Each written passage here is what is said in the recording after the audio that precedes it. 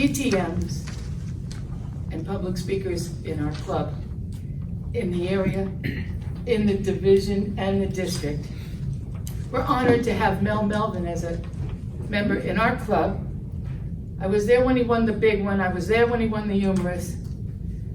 He's always got a special twist to everything he says. Tonight he's going to do a speech called Experience the Unexpected. It's 5 to 7 minutes. Please join me in welcoming Mel Melvin. Experience the unexpected. Have you noticed, as our Toastmaster has said, the new shows, what she didn't bring up was the new shows that are about spiritualism. Have you noticed how many shows now?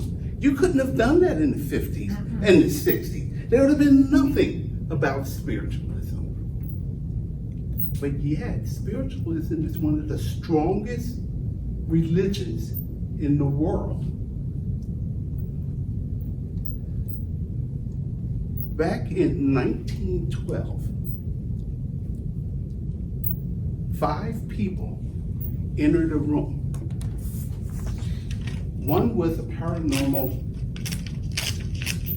detective, one was a Scotland Home detective, one was a countess, another was a coroner. So they walked into this room and they all sat down around this table, and as they sat around the table, in walked a woman with her face half covered. She sat down in front of them, and as she sat there, she seemed to go into some type of trance. And as she went into the trance, she started to babble. And at that point, they had all taken a box, and each one of them had dropped different things into that box. They had locked the box, and at this point, they put it in her lap. And as she sat there babbling, she began to name each and one of those objects. She even told the inscription engraved on a ring. And she was correct about each and every one of them. The second thing she did is, as she went into this trance, the room started to darken, and she started to hum and moan and just doing all types of strange things, and the people were kind of freaking out. And at that point, out of nowhere came this object floating across the room. And as it floated across the room, they said that it floated up to her and it went through her. And when it went through her, it dissipated. Now, some of you are looking at me and saying, this man crazy up there. But let's think about this, especially if you're a Christian. Because you're the ones that don't believe in that stuff. But I ask you this, isn't there the Trinity? And what's that called? The Father, the Son, and what? The Holy Spirit. Now, if you don't believe there's a Holy Ghost, you should come to my church. I've seen people get the Spirit, y'all. But when that Spirit is there, I'm asking you the question now. Was it there? The man that was running this, the leader of this group, was Sir Arthur Conan Doyle. His wife was a medium. His friend was Houdini. And the two of them battled to the end once Houdini figured out that his wife was a medium, because Conan Doyle thought that everything Houdini did was part spiritual, and that he had demons and angels and stuff helping him along.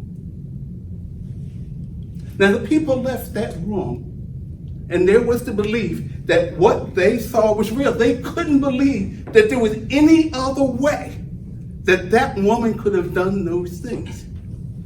I ask you, what do you believe?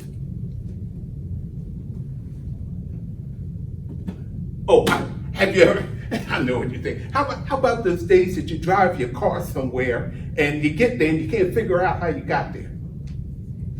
Have you ever walked in a room and met someone and said, I know this person, but I've never met them before? Have you ever sat in a room and something out of the corner of your eye moves and you look and there's nothing there? Are these true? I'm saying they are. But the question is, how far do you believe? How deep do you go? What is your belief?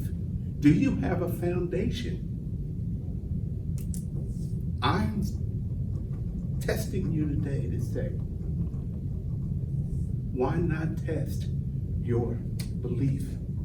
Because your belief is your foundation and your truth. It's not an emporium. It is one focused thing. And if you think testing is wrong, again, for you Christians, remember Jesus was tested. And then again, we always talk about us being tested. There are times when that belief is going to be tested. And when that belief is tested, and you find out that it's not true, what are you going to do?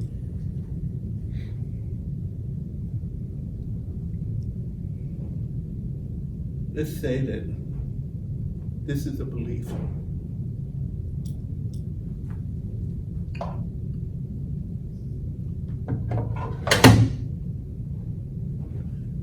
That belief is held in by your faith. If that is your belief in your faith, what happens when you can't figure out whether it's real or not? My thing to you today is to question everything,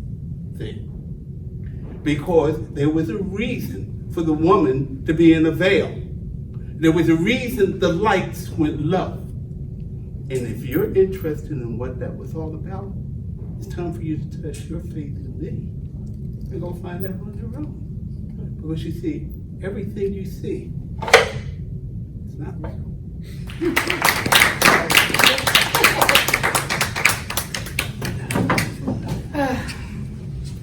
Let's have 1 minute of silence, Mr. Timer, so people can write what they want to say. Got it now?